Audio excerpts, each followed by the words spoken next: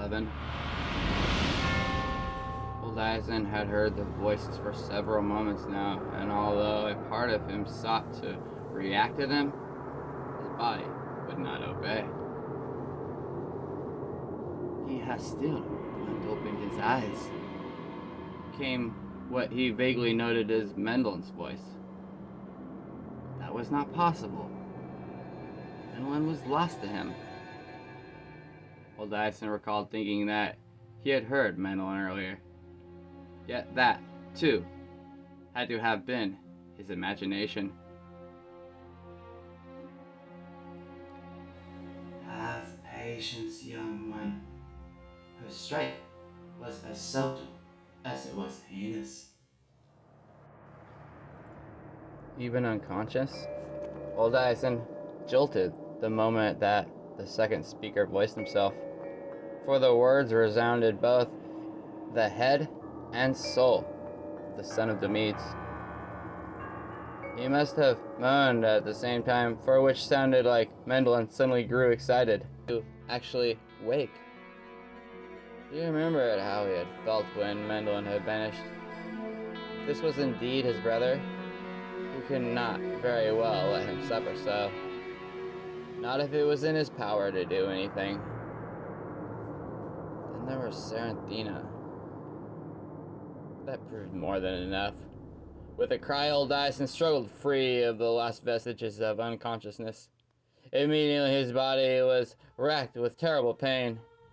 He rolled about and perhaps might have hurt himself in the process, if not for hands grabbing him by the shoulder in order to keep his body still. Yet again he heard Mendelin. Be at ease, Uldyssian. Be at ease. It will pass. Most of it, anyway.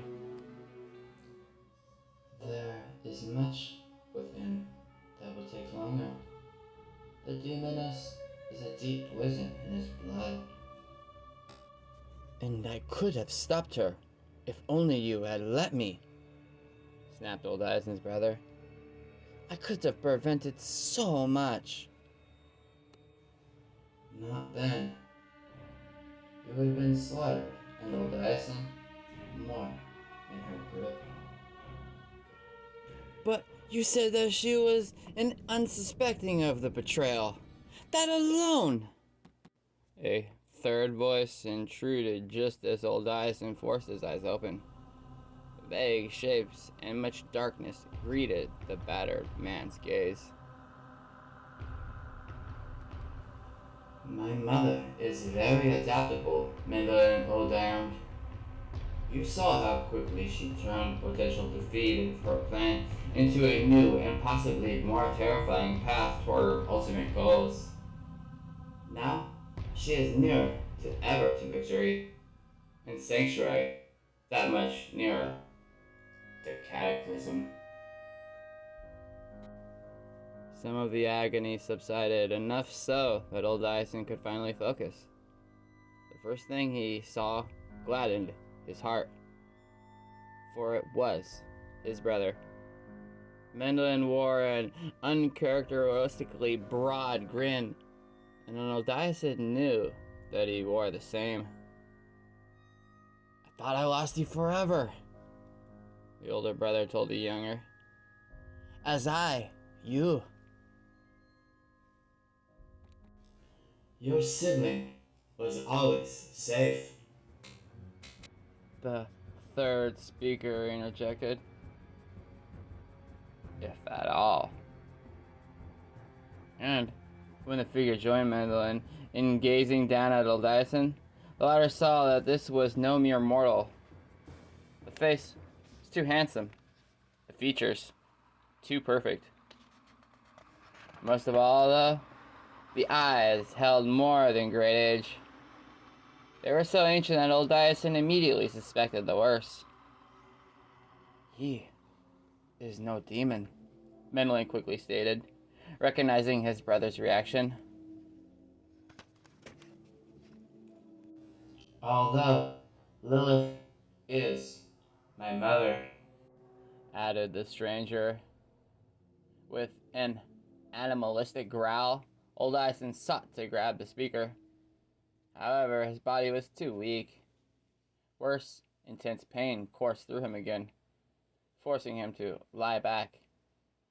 Only then did he notice the stars. Their positions were so different from what Uldyssian was familiar with that he momentarily forgot the demon as his offspring. Where are we, Mendelin? Uldyssian finally asked.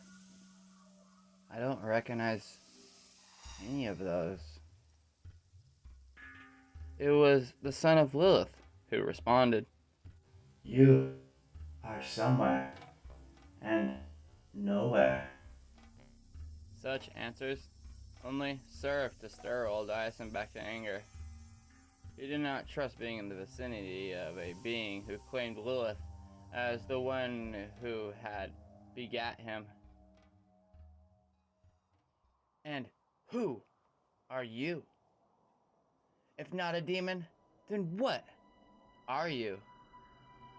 My name is Rathma. The stony figure answered without preamble. Although that is not the name given to me at birth, but rather the one placed upon me by another after parting from my parents' ways. It means keeper of the balance, which is also my function and duty. Uldyssian had no idea what Rathma spoke about and cared less. But Lilith is your mother. And Inarius is my father. Yes. I see thy name also fills you with dread. I bear no grudge for that, for both have become anathema to me, as I am to them. As to what I am a nephalem, one of the very first, in fact. The revelation should have struck Uldyssian harder than it did, but quickly he realized that it had not, because, horribly aware of who Rathma claimed for his lineage, there was no other possible answer. You are like us. Rathma shook his head. No, I am unlike you, or any of those who follow you. I cannot explain, but what you call the gift as metamorphosed. There are abilities that I have that you do not, just as you bear some I am lacking. I suppose this should not surprise me, since I am from the very first generation, birth and sanctuary. So long as all that? Uldyssian thought in awe. Lilith's son nodded as if having read the mortal's mind, then added, There are few of us remaining, for when only my father was left of the original refugees, he was strict in his punishment of those who used their powers. He insisted that his perfect world, his sanctuary, would remain as he desired it. Rathma shook his head. But for one who is eternal, my father should have known that for nothing stays static. That is enough for now. Came that other voice from both within and without Uldyssian. He pushed himself up, seeking the source, and his eyes, for some reason, looked to the stars above. first time, Uldyssian imagined that he even saw a shape formed by the celestial lights. Not a complete one, but enough to give the illusion of a vast, half-hidden beast. A reptile. No, something more than that. It was long and sinewy, like a great snake. But the head reminded him of another creature straight out of myth. Dragon. Yes, it looked like some sort of serpentine dragon. The stars shifted, and it seemed to Uldyssian that the half-seen behemoth now stared back at him.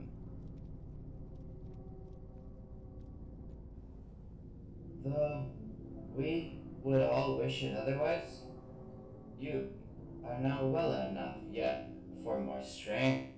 Uldyssian swallowed, unable to believe his eyes, his mind, and his heart.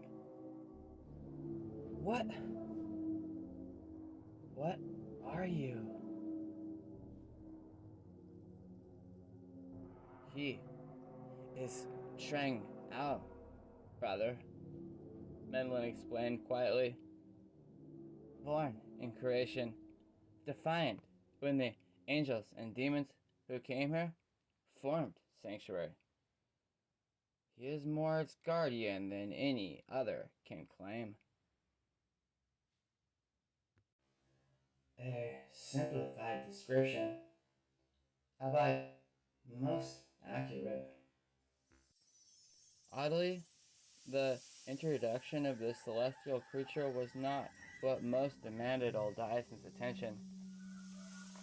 Hearing the dragon, then his brother, and recalling how Rathma had spoken, he felt as if he were listening to. Rathma stood next to the younger son of the Meads. He speaks the truth. It would be unwise at this juncture. Uldyssian swallowed. Rathma and Mendelin looked more like brothers than he and a sibling did.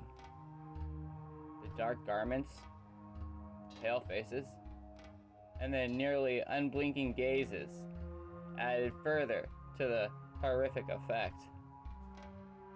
Forcing himself to his feet despite the torture to his body, Uldyssian growled,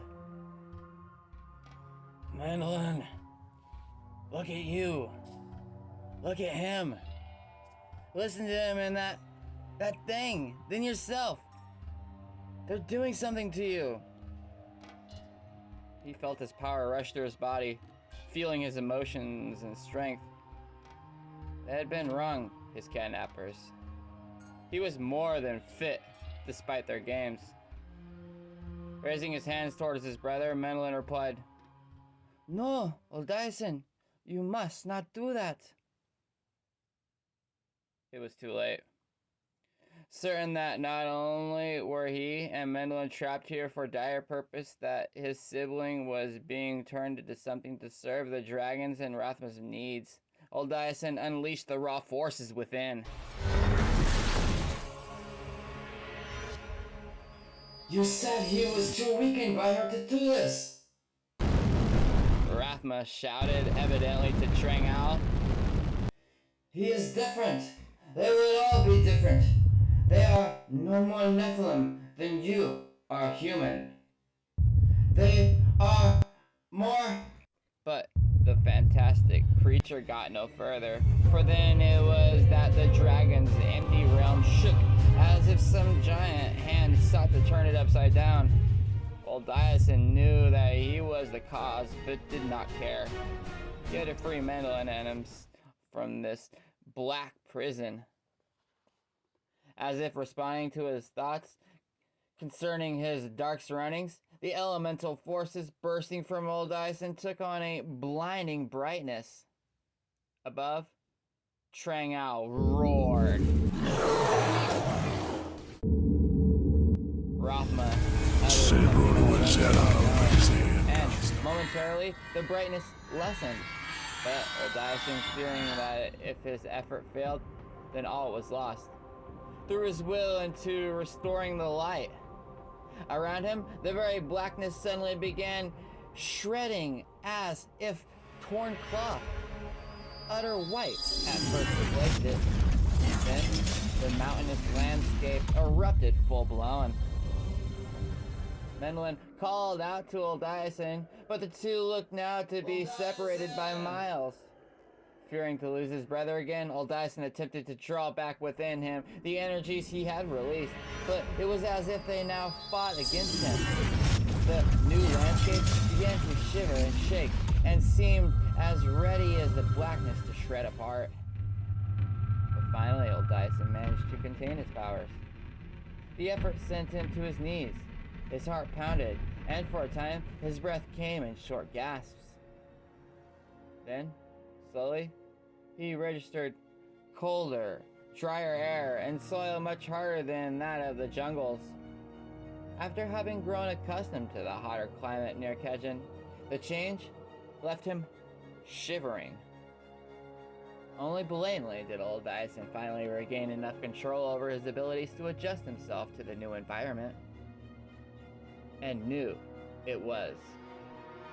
He had thought at first that he had returned to the vicinity of his village. But nowhere around Serpent were there mountains so great. In fact, nowhere that he had been looked like this region. The sky was overcast, but Uldyssian could still see far enough to marvel at the landscape. No, definitely not near Serpent, Kejin, or anywhere else in which he had heard. Perhaps Mendelin might have... Mendelin! How could he forgot about his brother? Spinning in a circle, Uldyssian looked for any sign. He was alone in the strange land. Mendelin! Uldyssian roared. Mendelin! When he received no answer, the son of Domit switched tactics. Rathma, where are you, damn you? You want me? And that thing? Well, here I am. For my brother? What say you? His voice echoed throughout the mountains. Without first realizing it, one particular peak caught his attention. It was taller, vaster than the rest, almost as if a king among kings. The more he looked at the mountain, the more he felt drawn toward it. With a colorful curse at Rothman trying out, Uldyssian turned his back on the peak. Nothing good could come from it, not if it somehow sought to call to him. He trod up the sloping land, glad that he had not switched to the garments of the torrents. They were thin and airy, not suitable at all for this region.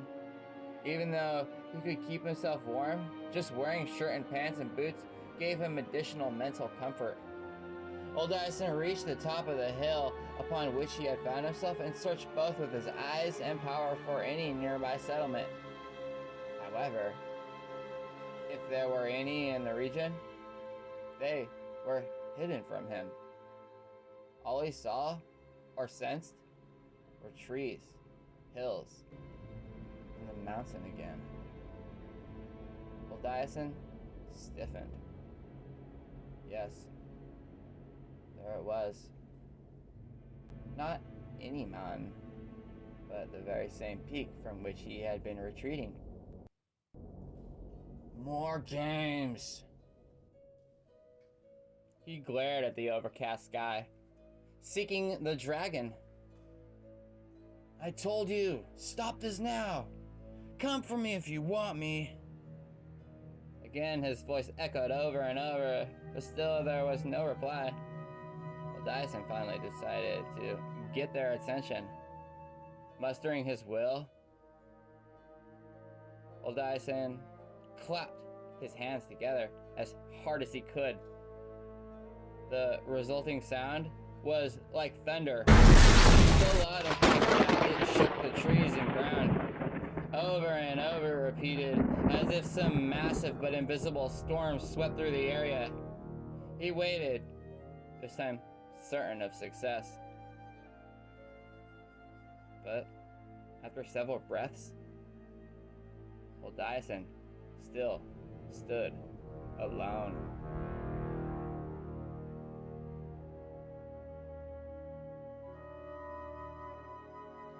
"Damn you, Rothma!" Uldyssian roared.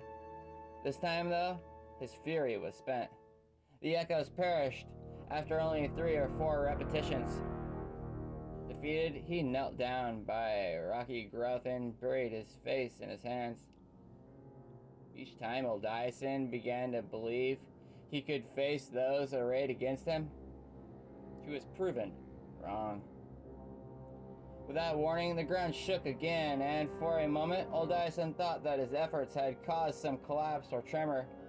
He leapt to his feet, not certain exactly what he planned to do, and saw that the shaking was confined to his immediate location. More to the point, centered directly beneath the undergrowth. He started to back away, only to find the ground rising up behind him as well. Ahead, the outgrowth swelled. It stood almost twice as tall as Uldyssian and nearly as wide. One part jutted above the rest, giving it some resemblance to a head. Then 2 eyes opened up in the head.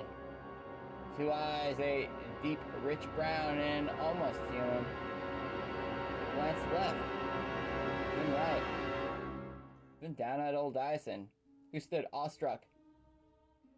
There was shifting in the dirt and grass that made up the mound. The outgrowth took a step toward him. Huge chunks of stone and more breaking away. Another step, and more collapsing dirt and rock.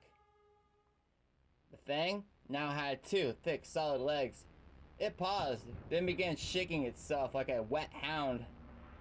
More dirt and stone flew away, some of it toward Uldyssian, who awoke from his astonishment just in time to deflect the most dangerous ones. First, one arm, then the second formed. The earthen giant looked at the blunt end of the initial appendage. Stony fingers suddenly cracked through. A full hand created less than a breath later. The same then happened with the other arm. Uldyssian backed up against the dirt wall behind him, but did not otherwise act. If a demon was about to attack him, then this thing was a slow-witted one. It seemed more like a sleeper waking than a threat. The giant flexed its fingers, then surveyed its body as if seeing it for the first time. The eyes shifted, and Uldyssian could have sworn that there was a tremendous sadness in them. It spoke. Through a crevice suddenly forming near the bottom of the head, the creature spoke. "Who are you?" It began slowly, each syllable sounding as if the thing was clearing a throat of centuries of disuse. "Who are you? That calls a name. That calls a name I haven't heard for so very, very long." As the voice cleared, Uldyssian recalled what he had noticed about the eyes. The voice, well, still very gravelly, was almost human. "Who are you?" The being said a third time. "Who calls the name of Rathma?" My name is Uldyssian Uldion, and if you are a servant of Rathma's, then beware, for I have no love for your master. The giant studied Uldyssian, who now stood in a battle stance. Yet something held Uldyssian back, prevented him from striking the first blow.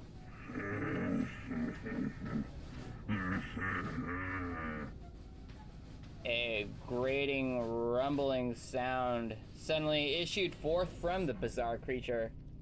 Slowly, it evolved into something recognizable. Laughter.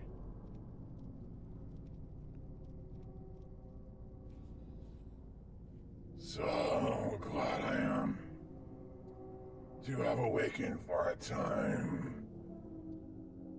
If only to hear this. The thing shook his head, sending more fragments flying. Rathma, no sense of humor in that one. He would be offended. And for me, no, little Uldyssian, Huh. Such a long name for my tri-throat. I am no servant of the Tower One. I was. I am. Bolcathos. He announced this, as if Uldyssian would know the name and marvel at it. But as the former farmer failed to react, Bolcathos lost some of his own humor.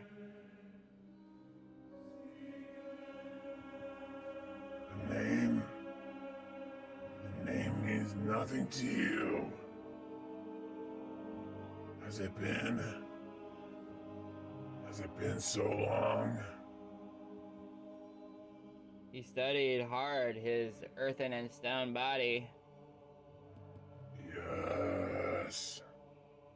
There's little of me and much more of the world. What I trained for, what I decided must befall me, is working well. Even the forgetting by mortal men. The wall behind Uldyssian collapsed. Uldyssian expected some sort of trick, but instead the giant sat down on a patch of ground that rose up to create a seat for him. Bolcathos eyed the empty area between him and Uldyssian. The years, they must number 1,000 or more. He glanced up at the intruder. Tell me, little Uldyssian, Uldyhound. Know you the names Vasily and Esu? The names mean as little to me as that of Bolcathos, Uldyssian admitted. But all would prefer to be known by me than that of the monstrous Rathma. It initially appeared that Bolcathos did not hear the last, for he looked to the ground once more and muttered to himself. No. Vasily, where are you? My brother. A slight sardonic chuckle escaped the giant. But no Esu either. How that would irritate her. As quickly as the humor came, it disappeared. If even she still rages. Uldyssian cared little for the creature's ramblings. All that mattered was that this Bolcathos, whatever he was, knew of Rathma. Perhaps somehow this could aid Uldyssian in rescuing Mendelin. He focused on one comment the other had made. Volcathos, you speak of a lost brother? I've also one missing. His name is Mendelin, and he's a victim of Rathma. If you could some way aid me... Volcathos looked up. Rathma has no victims. He is not Esu. Never Esu. If she still lives. Uldyssian finally gave up. Volcathos had obviously long ago abandoned touch with others, and perhaps even himself. If the strange being was no threat, then it was time for Uldyssian to move on. And again, his eyes shifted to the towering mountain. This time, Uldyssian wondered if he should go for it. But, as if reading his intention, the macabre figure, suddenly animated, leapt up. Your path lies elsewhere, young one. Not there. That only made Uldyssian even more determined to reach the peak. And why not there? Because it is forbidden for you. To be told that further infuriated Uldyssian. Thrusting his chin out defiantly, he returned. Good enough reason to journey to it, then. Volcathos swelled in size, and the ominous shadow crossed his earth and rock face. Even the eyes, the almost human eyes, now held a threat. No, you will not. The giant moved toward Uldyssian, and as he did, more stone and dirt fell away. Now, although he still looked as if created from the very ground, Volcathos wore the vague semblance of a bearded warrior. His skin was the brown of the soil, and his hair the green of grass. There was nothing hesitant anymore about his movements, nor about his intentions towards Uldyssian. Volcathos raised a fist in it, and in it formed a huge stone club. He swung at the mortal's midsection. The club deflected off an invisible barrier quickly created by his target. Uldyssian already sweated from the effort. The giant strike had nearly penetrated. You are more than you seem. Rumbled Volcathos. A nephalem, I would call you, young one. If not for the fact that I and Rathma may be the last. The last of your age, maybe, retorted the son of Demetes. But time has long passed you, just as you pointed out. But no matter how many centuries, I yet recall my duty well. And so Mount Ariat will remain forbidden for you and all else who would desecrate its interior. He struck the ground with the club, and the land shook so much that Uldyssian toppled. More and more, the earthen creature gave way to an ancient warrior, clad in kilt and sandals, and with a golden band around his head. Volcathos resembled some barbarian deity. A barbarian deity who radiated raw force such as Uldyssian had never faced. Not even from Uldyssian. We swore that the way to the mount would be forever sealed from those like Esu, who would have used that within to further ravage a weakened world. And though the others may be more of the soil than even I desire to be, in their memory and our oath, I'll continue to fulfill my sacred duty. He struck the ground again, and Uldyssian, who had nearly gotten to his feet, fell back. Uldyssian turned that tumble into a roll, a wise maneuver as the club next shattered the stone on which he had just lain. I am not the master of the elements that Asu was. Young fool, but Bolcathos wields much might of his own. And speaks about it even more, snapped Uldyssian in turn. From his awkward position, he still managed to focus on his adversary. The giant made for a hard-to-miss target. There was a sound like a thunderclap. The area between the two exploded. Caught fire. Both combatants were thrown far from one another. Uldyssian struck a tree, jarring the so hard he thought that they were all shattered. Despite that, he managed to immediately fall forward into a crouching position and seize a handful of dirt. He threw a handful high in the air and concentrated. The dirt broke apart, becoming a whirling, blinding force that assailed the giant just as he regained his own balance.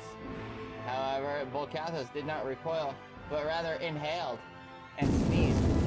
The whirlwind broke apart and the dust formed in a tight ball that landed in the warrior's brown palm. With a bellowing laugh, Bolcathos raised his hand and the dirt stretched two directions, creating, in the blink of an eye, a spear with a tip that gleamed like a diamond. He threw the spear at Uldyssian. Again, the former farmer raised his shield, but this time it was not quite strong enough. The spear slowed, yet did not halt. Uldyssian pressed the in the left shoulder. He cried out as the point penetrated. Bolcathos was suddenly before him, the giant gripping the spear with both hands. He obviously intended to drive the spear deeper, but for Uldyssian managed to keep the wound fairly shallow. You were warned. If only you'd not refused to turn away, young one. I'm sworn to do what I must now. Uldyssian clutched the upper edge of the spear. Lightning crackled along the length of it, racing to where his foe held the weapon. Bolcathos let out a roar as the powerful energy enveloped him. Gritting his teeth, Uldyssian shoved the spear from the wound. Falling back, he touched the bloody opening, which immediately sealed. The pair paused. Both Uldyssian and Bolcathos gasped for air as their gazes met. A fine battle! The giant almost cheerfully called. It breathes new life into me, recalls me the magnificent challenges I once faced daily. You may find amusement in this, but I don't, Uldyssian snapped. A friend is dead, my brother is lost, and the woman I love and those who trust me might be in all dead now, while I waste time on this. He suddenly straightened.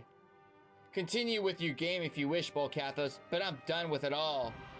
Very well. Keep whatever foul secret you guard in that mountain to yourself.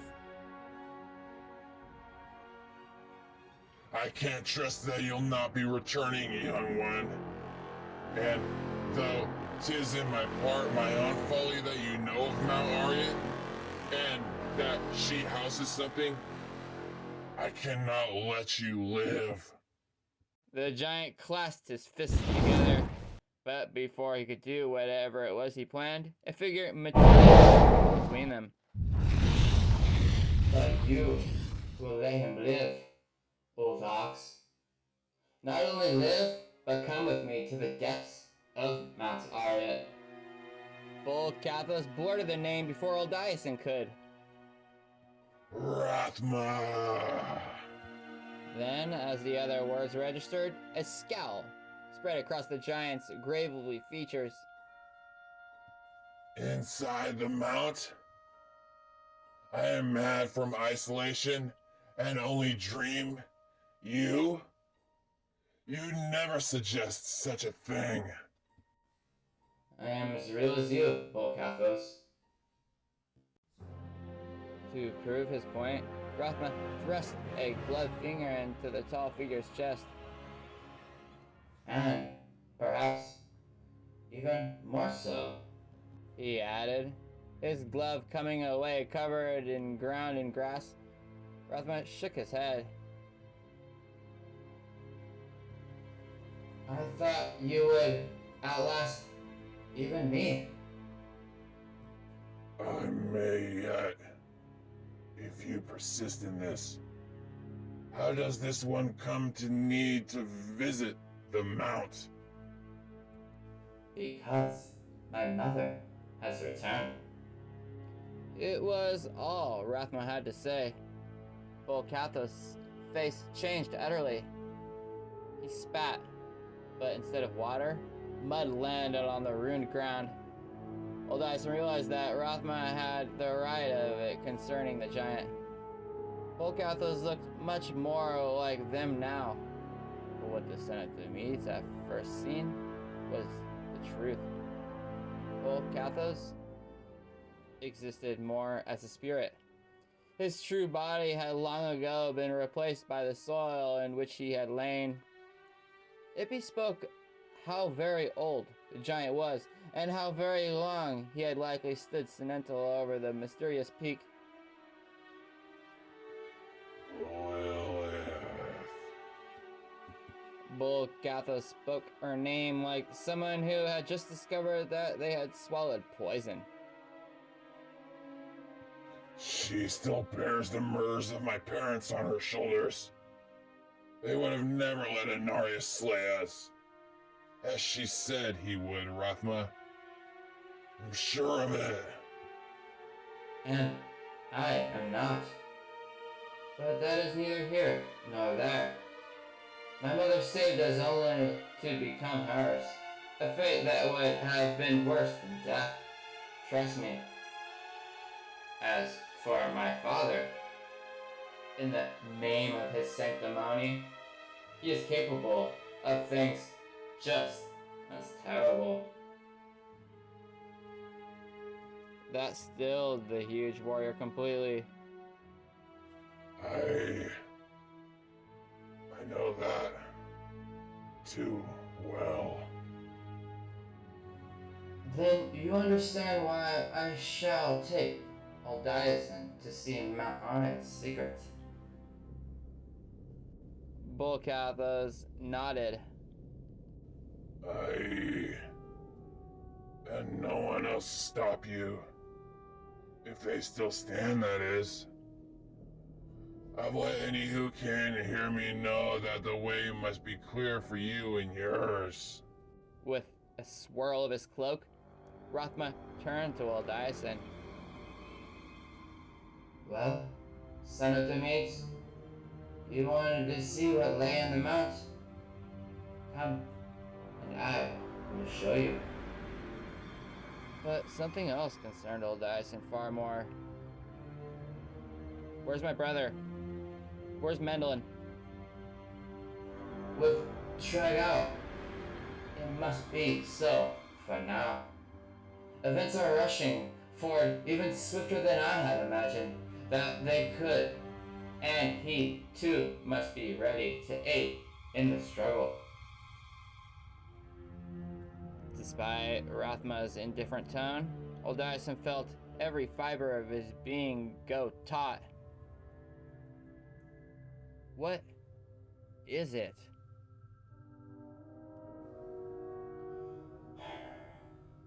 It is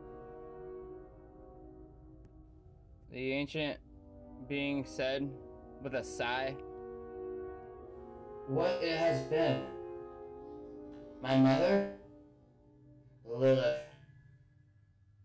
I underestimated her. She has adapted once again. What? What has she done? Rothma's gaze shifted to Mount Arnett.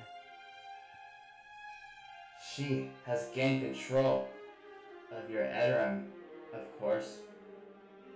And before Uldyssian could respond, They both vanished from Cathay's side.